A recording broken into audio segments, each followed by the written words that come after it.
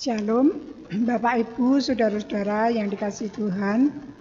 Berjumpa kembali dengan sapaan rohani GKJ Sakran Ngeratan pada saat ini. Dan kita akan bersama-sama belajar mengenal akan kehendak Tuhan di dalam kehidupan kita.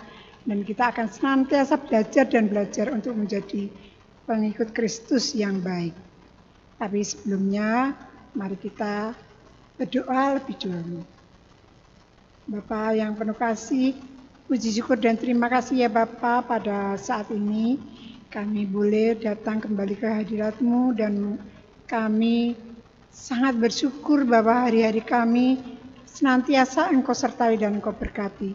Sehingga pada saat ini kami boleh mendapatkan semua yang kami butuhkan, yang kami perlukan di dalam kehidupan kami. Dan pada saat ini Tuhan, kami akan belajar mengenal Engkau lebih dekat, sehingga kami dapat melakukan kehendak-kehendak-Mu di dalam kehidupan kami, di dalam pelayanan kami, di dalam kami bermasyarakat. Terima kasih Tuhan, hadirlah bersama kami di tempat ini Tuhan. Hanya padamu kami berlutut dan berdoa. Terima kasih Tuhan, haleluya, amin. Bapak Ibu saudara-saudara yang dikasihi Tuhan dan juga mungkin ada adik-adik kami, kita saat ini akan belajar mengenal Tuhan dari Matius 9 ayat 1 sampai dengan 13. Tetapi saya akan membahasnya, memprioritaskan di Matius 9 ayat 9 sampai 13. Dan nanti Bapak Ibu Saudara-saudara bisa membacanya dari ayat 1.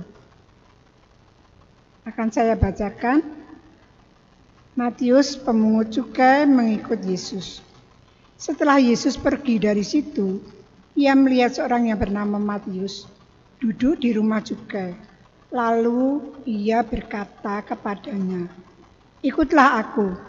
Maka berdirilah Matius lalu mengikut dia. Kemudian ketika Yesus memakan di rumah Matius, datanglah banyak pemungut cukai dan orang berdosa dan makan bersama-sama dengan dia dan murid-muridnya. Pada waktu orang Farisi melihat hal itu, berkatalah mereka kepada murid-murid Yesus, "Mengapa gurumu makan bersama-sama dengan pemungut cukai dan orang-orang berdosa?" Yesus mendengarnya dan berkata, "Bukan orang sehat yang memerlukan tabib, tetapi orang sakit. Jadi pergilah dan pelajarilah arti firman ini. Yang ku kehendaki ialah belas kasihan, bukan persembahan. Karena aku datang bukan untuk memanggil orang benar, melainkan orang berdosa." Nah, ini semuanya adalah berkaitan dengan sudut pandang. Sudut pandang seseorang itu tentu berbeda-beda. Saya ibaratkan kita melihat larva itu belatung. Tentu sudah pirsa semua. Belatung lalat biasa dipandang menjijikkan, kotor, jorok, penuh kuman dan bibit penyakit. Bukan hanya larva lalat, tentunya semua belatung itu menjijikkan, kotor. Kita melihat saja sudah jijik. Tetapi tidak bagi peternak margot. Peternak margot itu kerumunan larva merupakan ladang bisnis.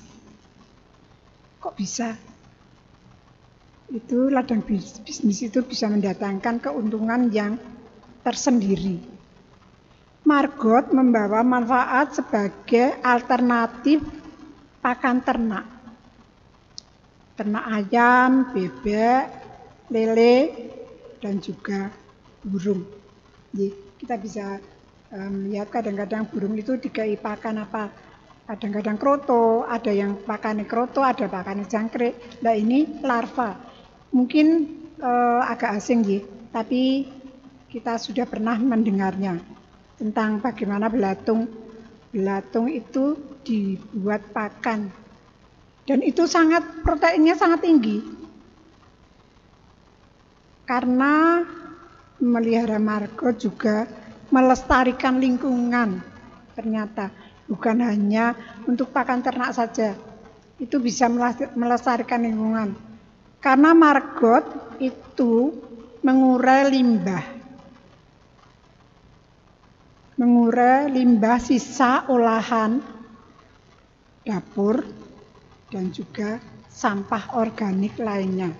Jadi kalau itu digerogoti belatung itu, sedangkan orang pun kalau sudah dikubur itu kan dirubungi belatung, itu kan sudah bisa habis, apalagi itu di tempat sampah itu senang sekali. Nah, itu cara sudut pandang. Kalau orang lain itu dikatakan itu kotor, jijik, menjijikkan, dan itu penukuman. Tetapi cara pandang peternak maggot itu adalah hal yang menguntungkan. Saya pernah juga melihat di TV hal seperti itu. Jadi itu berkaitan dengan sudut pandang. Nah, di sini bagaimana sudut pandang orang Farisi dan bagaimana sudut pandang Tuhan Yesus. Orang Farisi itu di sini melihat, loh, wong gurumu kuwi kok campur karo wong dosa. Ra patut. Itu akan mencemarkan kekudusannya. Mestinya seperti itu kalau orang Farisi mengatakan melihat sudut pandang dari orang-orang pemungut cukai itu kan orang-orang berdosa. Karena dia suka memungut, kadang-kadang dilebihkan pajaknya itu. Pemungut cukai itu pemungut pajak. Kalau sekarang pajak itu kan bisa membayarnya di kantor pajak. Kalau dulu itu kan ada pemungut cukai di waktu di saat itu. Nah, itu sudut pandang dari orang-orang Farisi. Ternyata Tuhan Yesus mengatakan, pergilah, pelajarilah arti firman ini. Yang kukehendaki ialah belas kasihan. Dan Tuhan sendiri datang ke dunia ini bukan untuk mereka yang merasa dirinya suci. Nah, Tuhan Yesus datang itu untuk mereka yang merasa dirinya orang yang berdosa, yang harus diampuni, yang merasa sangat, aku iki wis ra pantes, tidak pantas di hadapan Tuhan, itu tidak pantas. Banyak sekali orang-orang yang seperti itu sebenarnya.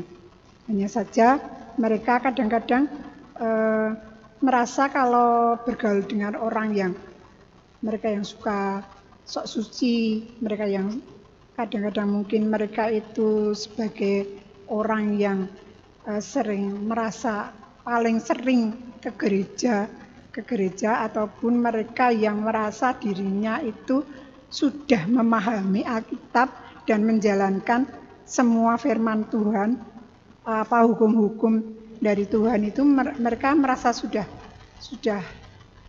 aku mesti bisa masuk surga. Tetapi belum tentu kalau tidak ada kasih di sana. Kita kan juga pernah melihat pujian kasih itu bagaimana. Jadi walaupun tubuh kita dikorbankan, tetapi di situ tidak ada kasih, ya percuma. Jadi ada yang bilang itu katanya lamis. Kelihatannya saja mengasihi, tetapi kalau bergaul dengan orang-orang yang mereka mungkin mantan nabi, mungkin mantan pelacur, mungkin ya semuanya, ibu-ibu bisa menilainya, ibu bapak, saudara-saudara sekalian bisa menilainya. Orang-orang itu harusnya mereka itu dirangkul. Saya dulu pernah ikut pelayanan di LP dengan seorang pendeta, dan pelayanan itu bukan hanya berapa bulan sekali, tetapi setiap hari Senin. Setiap hari Senin di LP ini, setiap hari di LP. Ya, kita pelayanannya di Sragen, Boyolali, dan Solo. Jadi kadang-kadang Sragen, Boyolali, Solo. Jadi setiap minggu kita moving, setiap hari tertentu kita moving. Tapi sekarang beliau sudah meninggal. Saya tidak lagi ikut pelayanan di LP. Saya sedih sebenarnya. Di sana itu banyak sekali orang-orang yang harusnya itu mereka itu dirangkul. Tetapi ketika mereka itu kalau masih di dalam LP, mereka itu masih diperlakukan sama. Tetapi ketika mereka itu keluar, mereka itu mau kemana? Karena masyarakat itu juga sudah menolak.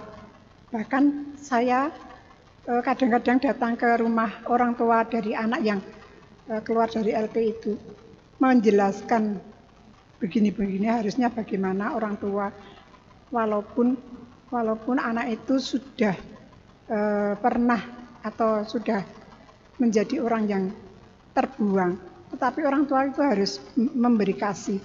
Nah, itu menjadikan anak atau orang yang sudah terbuang itu semakin terbuang di masyarakat, karena mereka tidak ada yang merangkulnya, karena mereka dianggap itu sampah masyarakat. Nah, saudara sekalian, Bapak Ibu Saudara, mari kita meneladani Tuhan Yesus. Bagaimana kita itu bersikap kepada mereka. Kita tidak boleh mendiskreditkan mereka. Kita selalu harus ingat bahwa Tuhan Yesus itu datang ke dunia itu untuk orang berdosa. Bukan mereka yang merasa dirinya suci, mereka yang sudah suci. Bukan. Tetapi Tuhan Yesus itu datang untuk merangkul mereka yang sudah ada di tepi jurang karena mereka sudah dibuang dari masyarakat. Apakah bisa? Batu karang pun kalau ditetesi air sedikit-sedikit itu bisa berlubang. Dan orang-orang itu, mereka itu yang sudah sangat keras karena pergaulan di sana, yang katanya malah kalau ada di sana itu malah jadi belajar, yang serodok jahat itu malah jadi tambah jahat. Tetapi marilah kita, kalau mereka itu keluar, kita coba bagaimana kita itu merangkul mereka. Paling tidak kita itu tidak mendiskreditkan ataupun menyingkirkan mereka, tidak ngedoi mereka, tetapi kita sapa dengan kasih. Kasih itu akan meluluhkan sesuatu yang keras, hati yang keras pun akan luluh oleh kasih.